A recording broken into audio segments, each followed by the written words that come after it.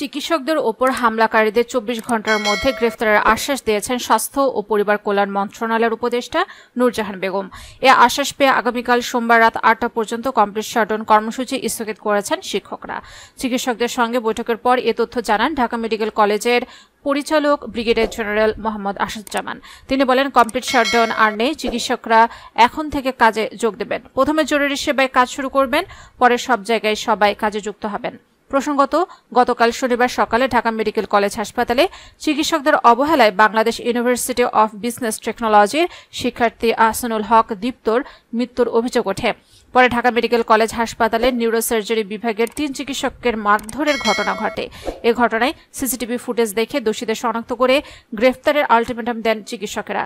একই দিন মধ্যরাতে খিলগাঁওয়ের সিপাহীবাগ এলাকা থেকে 2 গ্রুপের সংঘর্ষে আহতরা ঢাকা মেডিকেল কলেজে চিকিৎসা নিতে আসেন।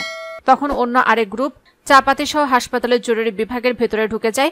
এ সময় হাতে নাতে 4 জনকে আটক করে সেনাবাহিনীকে দেওয়া হয়।